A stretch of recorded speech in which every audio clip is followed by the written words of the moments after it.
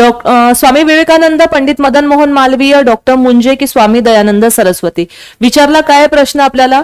हिंदू महासभेशी संबंधित नव्हत्या असं म्हटलेलं आहे. ओके, तर संबंधित असणारे जर माहिती असेल तर नसणारे नक्कीच तुम्हाला सांगता येईल. स्वामी विवेकानंद संबंधित नाही आहे. ओके, कारण की ते रामकृष्ण मिशन सोबत संबंधित आहे.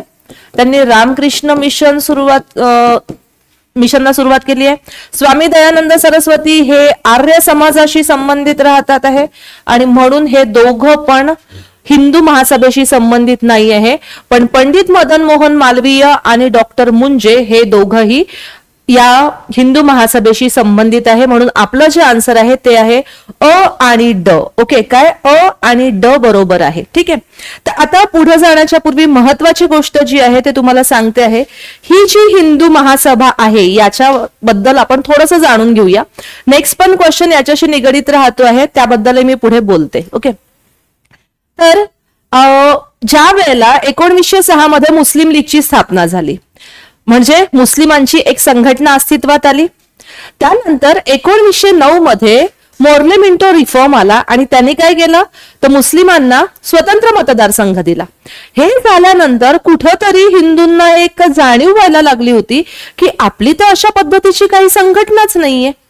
राष्ट्रीय काँग्रेस आहे तिथं धर्मनिरपेक्ष आहे, ती सगळे जे काही धर्म आहे त्यांना तिथे स्थान राहत आहे, प्रत्येकाचे प्रतिनिधी तिथे राहतात आहे.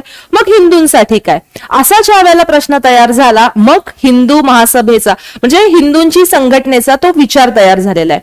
मुळात याच्या मागचं बॅकग्राऊंड असं आहे की ज्या वेळेला भारतामध्ये ब्रिटिश सरकार अस्तित्वात आलं त्याच वेळेला काय झालेलं आहे तर त्याच वेळेला जातीय संस्था निर्माण झालेल्या आहे. जातीय संस्था निर्माण झाल्या, त्या विकसित झाल्या आणि याचं एकमेव कारण कोण होतं तर ब्रिटिशांचं साम्राज्यवादी धोरण नक्कीच कारणीभूत ठरलं. ठीक आहे, आणि मग याच्यावरच आधारित काय तर 1909 मध्ये पंजाबमध्ये एक हिंदू सभा स्थापन झालेली आहे.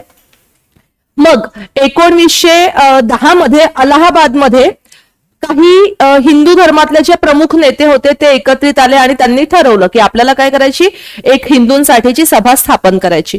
मग हे बोलणं चालूच होतं. मग 1913 मध्ये पण अशाच प्रकारे लोक एकत्रित आले, त्यांचं पण ठरत गेलेलं आहे की आपण हिंदूंसाठी काय करूया, अशी एक सभा स्थापन करायची. 1909 पासून सुरू झालेलं होतं, अजून पण त्याच्यावरती फायनलाइज झालं नव्हतं. मग येत आहे 1915 आणि ह्या 1915 मध्ये काय झालं तर, आवाज क्लिअर आहे ना, तर 1915 मध्ये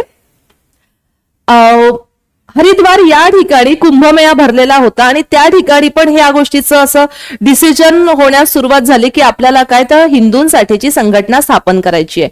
मग त्याचं एक जी बैठक होती, वेगवेगळ्या बैठकी बसल्यात आणि एक जी बैठक होती साधारणतः 12 फरवरी 1915 मध्ये लखनौ मध्ये झालेली आहे. त्यानंतर 17 फरवरी 1915 मध्ये दिल्लीमध्ये पण झालेली आहे आणि सरते शेवटी पुन्हा हरिद्वार या ठिकाणी एक बैठक होते आहे आणि हिंदू महासभेची त्या ठिकाणी स्थापना होते आहे. ओके, ज्या वेळेला ही सभा स्थापन झाली त्यावेळेला त्याला सार्वदेशिक हिंदू सभा असं नाव देण्यात आलेलं होतं आणि त्यानंतर 1921 मध्ये तिलाच अखिल भारतीय हिंदू महासभा, अखिल भारत हिंदू महासभा असं संबोधण्यात आलेलं आहे. ठीक आहे, आता ज्या वेळेला हरिद्वार मध्ये ही सभा पहिल्यांदा स्थापन झालेली आहे त्यावेळेला महात्मा गांधी आणि स्वामी श्रद्धानंद हे त्यामध्ये उपस्थित होते. हा पॉइंट तिथे लक्षात ठेवायचा. ओके, चलो, गुड आफ्टरनून ऑल, वेलकम. कळलं.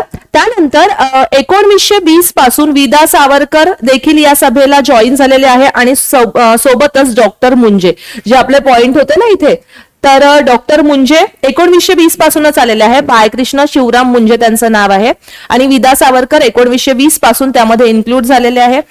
डेफिनेटली पंडित मदन मोहन मालवीय हे सुरुवातीपासूनच ह्या हिंदू महासभेमध्ये इन्क्लूड होतेच. ओके, तर हा झाला आपला पहिला प्रश्न. लगेच चला आता दुसऱ्या प्रश्नाकडे जाऊया. आता बघा आणि सांगा बरं,